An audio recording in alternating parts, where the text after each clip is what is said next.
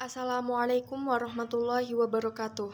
Perkenalkan, nama saya Ika Restianingsih dari kelas 11 IPA 3, nomor absen 15, ingin mempresentasikan tentang materi dampak pembakaran bahan bakar minyak bumi. Dampak pembakaran bahan bakar minyak bumi. 1. Reaksi pembakaran tidak sempurna bahan bakar minyak bumi.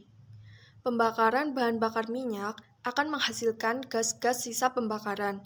Kandungan utama bahan bakar minyak adalah hidrokarbon, serta sedikit senyawa belerang, nitrogen, dan oksigen.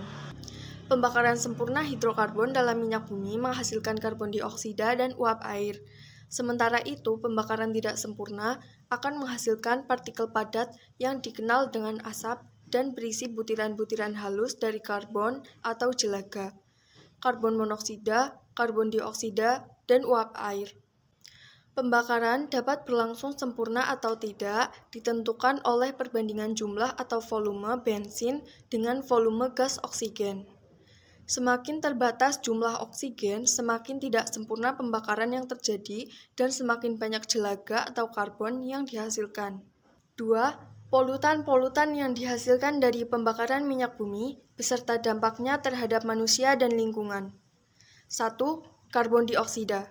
Karbon dioksida umumnya tidak berbahaya bagi manusia, akan tetapi apabila kadar karbon dioksida meningkat, maka tetap akan berbahaya karena dapat menimbulkan efek rumah kaca.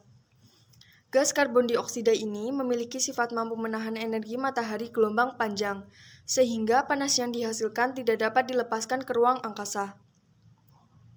Peristiwa inilah yang disebut dengan efek rumah kaca dan dapat menyebabkan peningkatan suhu permukaan bumi yang disebut dengan pemanasan global.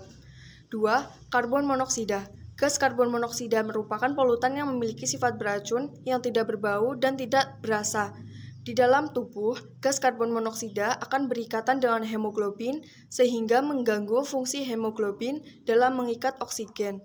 Akibatnya, pada kadar tertentu dapat menyebabkan kematian. 3. Oksida belerang. Polutan ini merupakan gas yang memiliki sifat tidak berwarna dan tidak mudah terbakar. Oksida belerang juga dapat menimbulkan reaksi fotokimia yang mengakibatkan menurunnya daya penglihatan karena terbentuknya kabut asap. 4. Oksida nitrogen. Oksida nitrogen merupakan polutan yang terdapat dalam asap buangan kendaraan bermotor. Polutan ini berasal dari reaksi antara nitrogen dan oksigen pada suhu tinggi.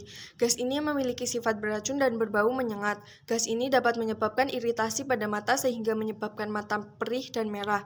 Selain itu, gas oksida nitrogen merupakan salah satu gas penyebab terjadinya efek rumah kaca yang berdampak pada pemanasan global. 3. Cara mengatasi polutan udara. 1. Mengurangi penggunaan kendaraan bermotor. Karena polusi udara paling banyak berasal dari asap kendaraan bermotor, maka solusinya adalah mengurangi penggunaannya dan mulai berjalan kaki atau bersepeda, dan sebaiknya melakukan uji emisi kendaraan sehingga gas emisi yang dibuang bisa terkendali dan tidak sampai mencemari lingkungan. 2. Tidak membakar sampah. Dengan tidak membakar sampah, maka dilakukannya daur ulang, dan untuk sampah organik bisa dimanfaatkan sebagai bahan pupuk kompos. 3. Menanam pohon. Menanam pohon di sekitar rumah mampu memperlambat udara yang tercemar. 4.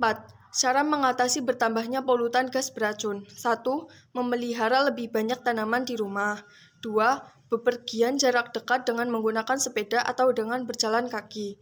3. Tidak menyalakan mesin kendaraan saat berhenti dalam waktu yang cukup lama. 4. Membatasi penggunaan listrik. 5. Menjaga rumah tetap bersih. Sekian presentasi dari saya, mohon maaf bila ada kesalahan. Wassalamualaikum warahmatullahi wabarakatuh.